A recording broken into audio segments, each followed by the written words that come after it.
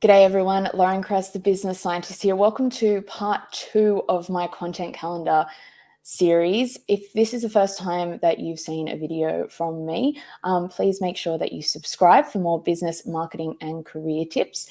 And if you like this video, please give it a thumbs up. Really helps to grow this channel, and thank you for your support. Now, if you haven't seen part 1, it's probably worth going and checking that out before you dive into this video. So I'll put a link to that here. But let's, without further ado, jump straight into part 2. So today we're going to be talking more about these 3 key ingredients that go into building a useful content calendar for your brand and business to grow. So like I said last time, you need 3 things. You need relevance, you need rhythm, and you need reliability. Now let's go into more of the specifics about this. So there's essentially 9 things that you need for your content calendar. Let me zoom in a little bit here. All right, so the first thing is you need evergreen topics.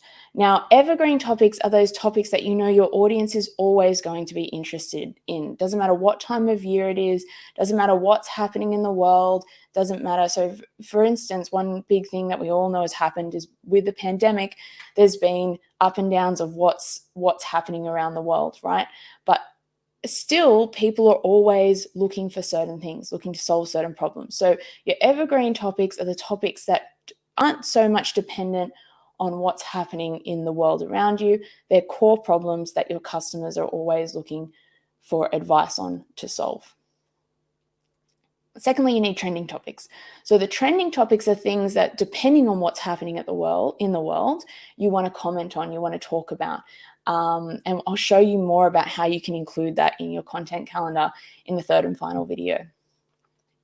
And you also want researched keywords. And the big thing you're looking for here is question-based long tail keywords. So I use Neil Patel's Ubersuggest to find relevant keywords, and I will do some videos on that, but there's so many videos out there on SEO. It's just important that you understand that this is a key ingredient. You don't necessarily need to be the person doing the research. That's something that you might want to outsource. Really, really important that you know that if you're just creating all of this content, but you're not putting content in that people are searching for, it's not relevant, right? So like I said, these are the 3 key ingredients that go into creating relevant content. All right, then we also need to have regular frequency. It's no good talking about one question related to one topic once and that's it, right? We need to have frequency. Remember, we need to continuously be reaching buyers. So you need to have regular frequency with those different topics. Let's say, for instance, one of your topics was mobile phones. You talk about mobile phones or technology. Let's pick something more broad. So say you talk about a bunch of different technology products. You don't want to just talk about one technology product once. You might say, I do Tech Tuesday. Every Tuesday, I talk about a new technology product that's come out. You want to identify specific channels. So what I mean by that is, I talked about this a little bit in the last video. You might be like, LinkedIn is the key social media channel for me. I also put stuff out on YouTube, and I also have my website where I want people to go. You might have Instagram and Facebook are your key channels that you're using. You don't have to do all of them, but you need to have some, and you need to look at what's going to be most effective to you.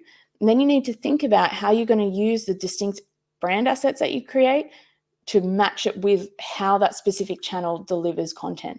So for instance, on LinkedIn, carousel posts do really, really well.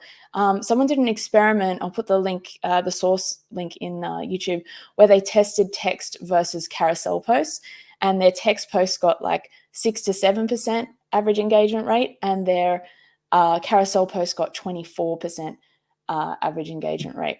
So that's an example of how you start to match those things up.